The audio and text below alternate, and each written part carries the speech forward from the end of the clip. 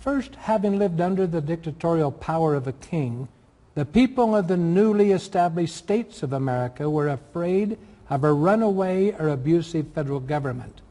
So the state leaders took on the responsibility of becoming the wall of protection for the people. America's wall of political protection worked like this. You had the federal government, then you had the states, then you had the people, with the states in between the federal government and the people.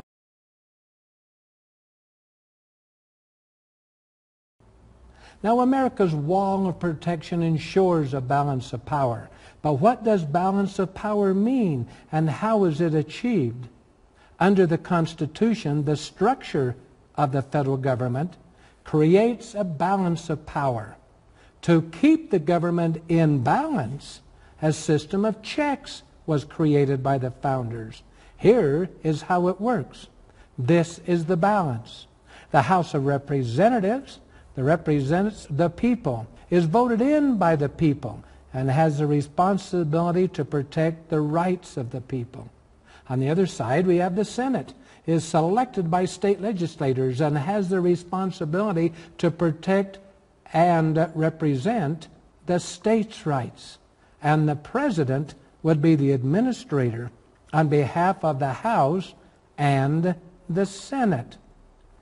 Now these are the checks to ensure the balance.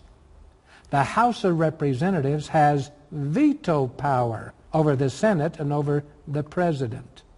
The Senate has veto power over the House and over the President.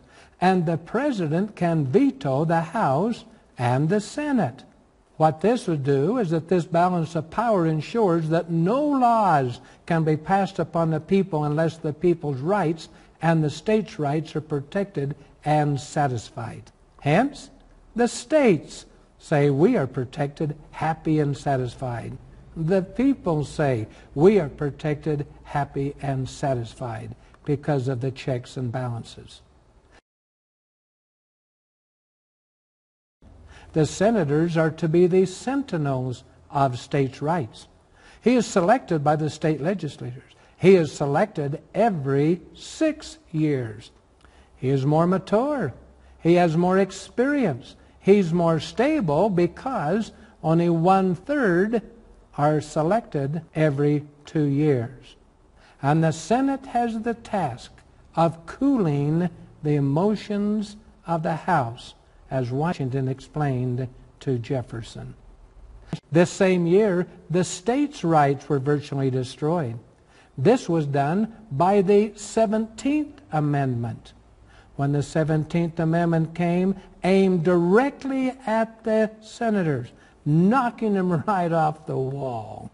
The power was taken away from the state legislatures to select senators. Power was given to the people to elect their senators.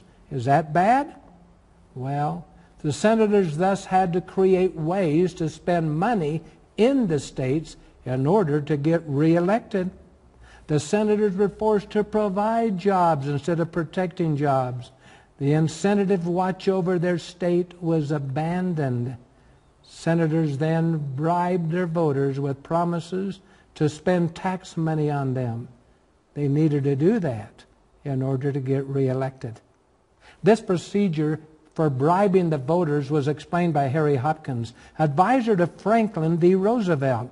Hopkins told elected officials, including the president, the secret to getting reelected. Here was his counsel in his exact words. See if this doesn't sound familiar today. The secret to reelection, he said, is to tax the few, then spend the money on the many.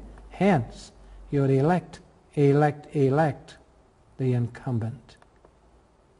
How were these false concepts even sold to the people? Look at the wall leaning, the people running away. But notice the confidence of the Congress and the Senate. The congressman said, because we love you. And the senator said, we will take care of you. They first gave us OSHA. And it was the National Education Association. The Federal Reserve System would come in and take over all of our economy. We would spend money with the EPA within. We would have a HUD. We could go on and on with all of these kinds of things like FEMA. But now recently, the big one, the national health care. Where are we? America's wall of protection is in peril, leaning heavily over towards we the people. Wow. We become smashed with taxes, federal debt, total control. We the people could just cry out, help. The wall of protection was destroyed with the consent of the Supreme Court, you notice. Now there are no longer any checks. There's no longer a balance. Total political control has been transferred to Washington, D.C. Excessive debt has been forced onto us and our posterity. We have to repeal the 17th Amendment so we can rebuild states' rights. We have to repeal the 16th Amendment and restore the free enterprise system. We must stand the wall back up, heal it, and we must work together. All of this is only the beginning, however. Where do we go from here? Where do we start? We the people will do it. The Thomas Jefferson Center for Constitutional Studies will help lead the way with Healing of America seminars, candidate certification seminars, voter certification, constitutional classes, current events newsletters, instructions on how to take action. It's only the beginning, but it can be done. Yes, we can heal America. The Thomas Jefferson Center for Constitutional Studies can make it happen with people just like you. So if you really love America, if you love the founding fathers and have confidence in them like we do, if you are concerned about our country and would like to be part of the healing of America, join with the Thomas Jefferson Center. Learn with like-minded people how to reestablish the Constitution as the guiding law of our land. We can put America back on the path to success, prosperity, and government based on the Constitution